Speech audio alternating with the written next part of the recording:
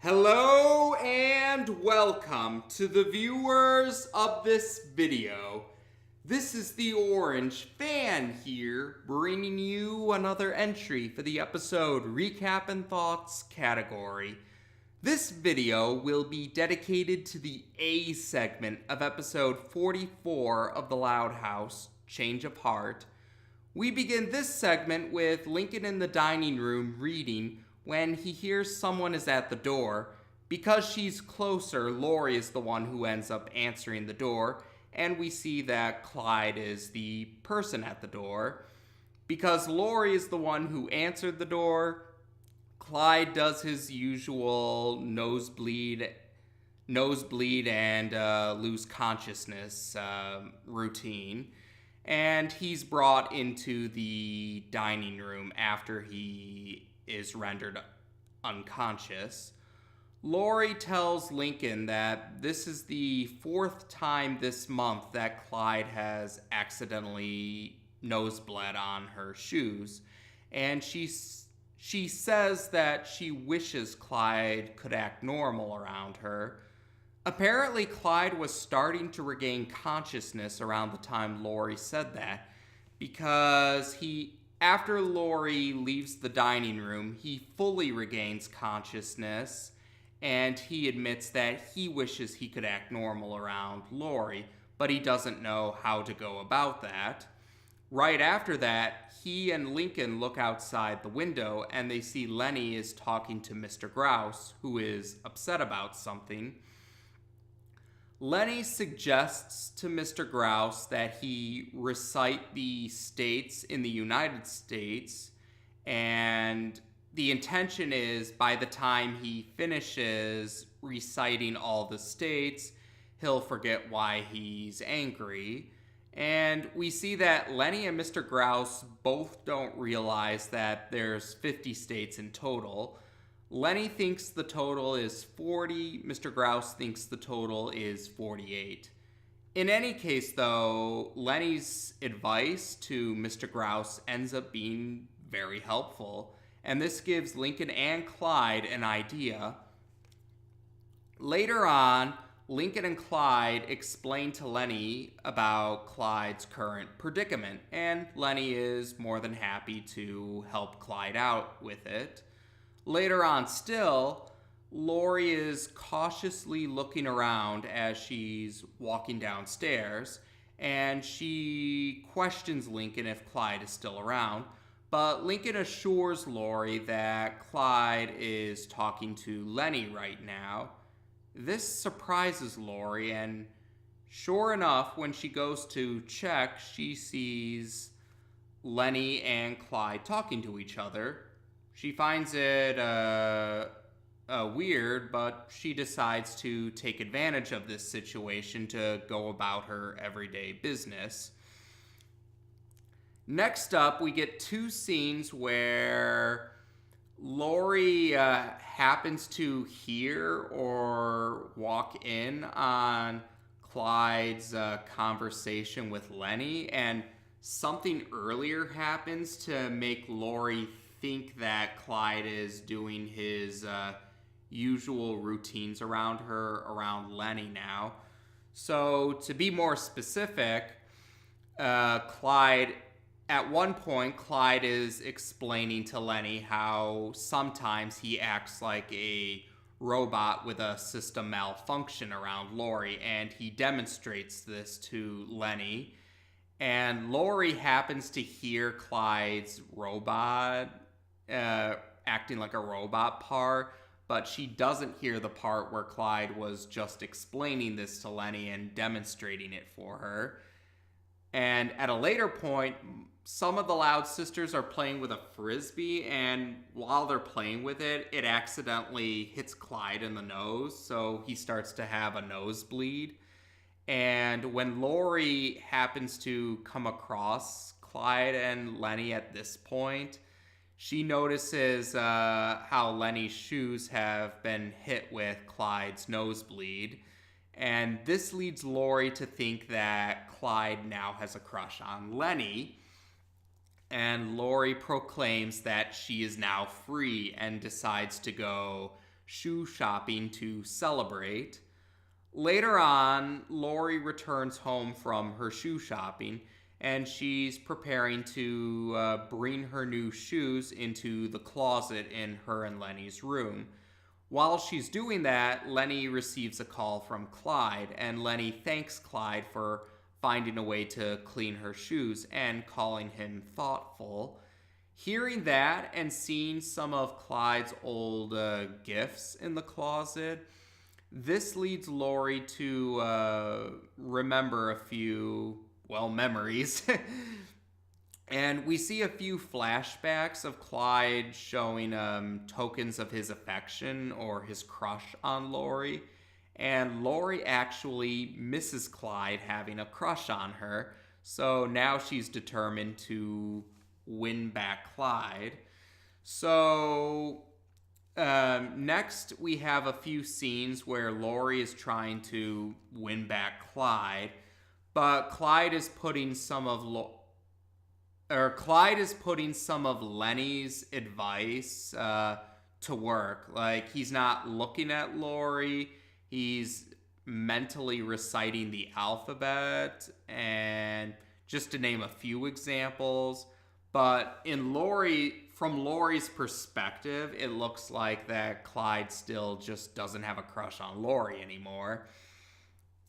And at a later point, Clyde, Lincoln, and Leni take the practice sessions to the McBride house, and they're going to do the last phase of the practice sessions where Leni is impersonating Lori so that Clyde will be able, and the intention is for Clyde to make eye contact with Lori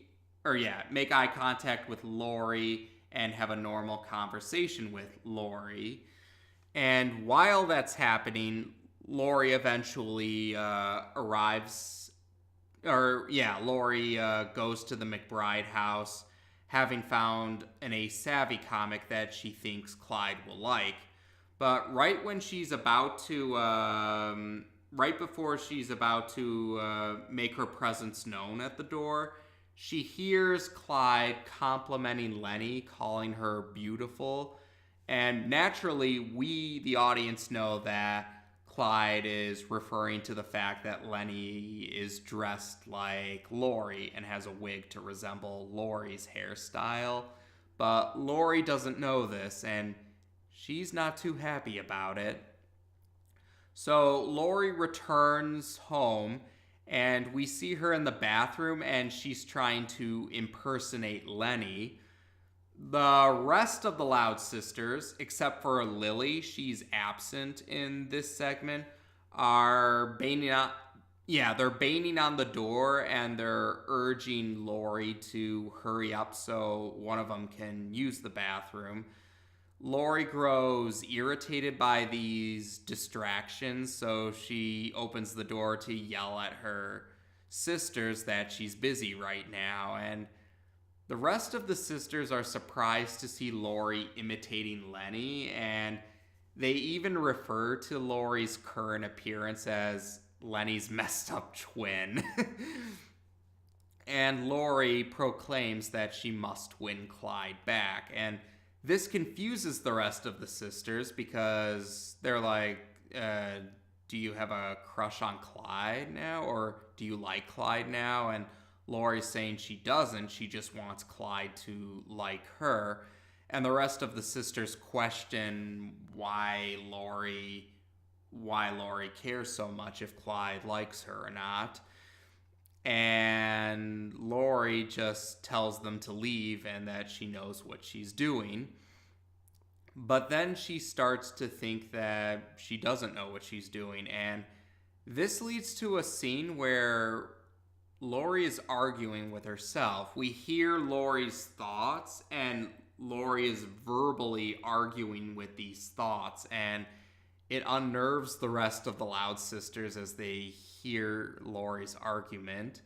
Eventually, Lori decides that she should accept the fact that Clyde has a crush on Leni now, and apologize to him for trying to get in the way of him liking Leni now.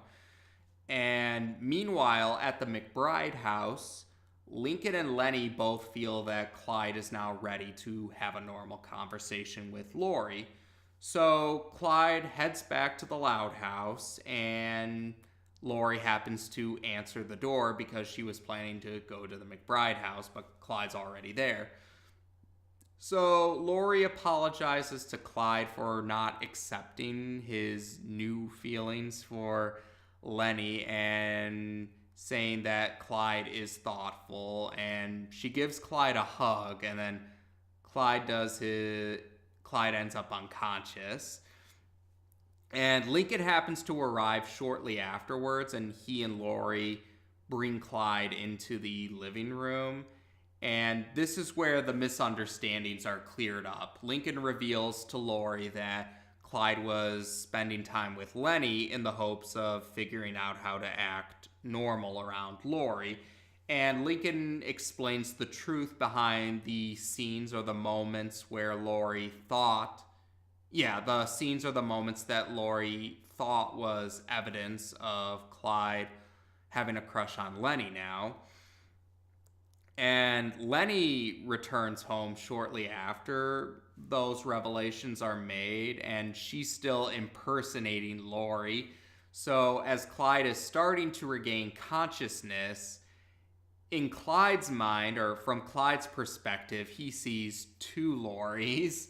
So he does his nose bleeding routine, and Lori, while she initially freaks out about it, she quickly calms down, and she says to herself that she's glad that the old Clyde is back. So then Clyde's leaving the house while still acting like a robot with a system malfunction, and he happens to go across Mr. Grouse's yard. Mr. Grouse is angry at first, but the segment ends with him putting Leni's advice about reciting the states in the United States to good use. Now, this segment stands out because its main focus has to do with I suppose you could call it one of the running gags of the show, the fact that Clyde has a crush on Lori.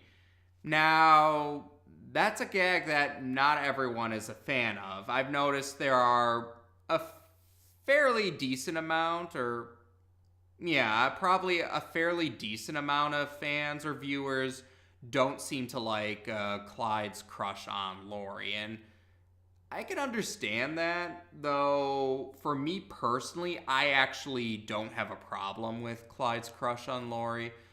But that's because for me, I felt like there's been a sufficient number of segments where Clyde's crush on Lori isn't brought up at all, or even if it does get brought up in some segments, it's only like for a brief scene, and then we don't really hear about it again for the rest of the segment. So yeah, while some people might feel like his crush on Lori is all there is to Clyde, I don't feel that way, and I feel there's been a sufficient number of segments with Clyde in a prevalent role where his crush on Lori isn't the focus. So that's why it personally doesn't bother me, although I can understand why not everyone would be a fan of that particular running gag.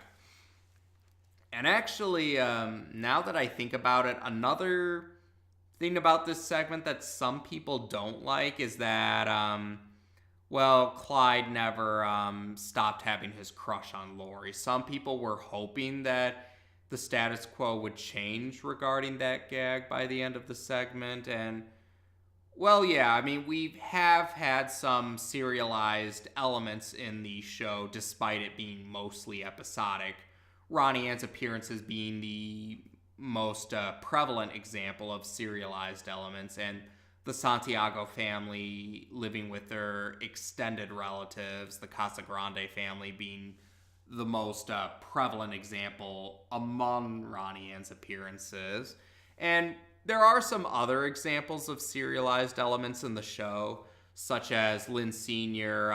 No longer being an IT worker, but now his new job is his dream job as a chef, as we saw in Job Insecurity.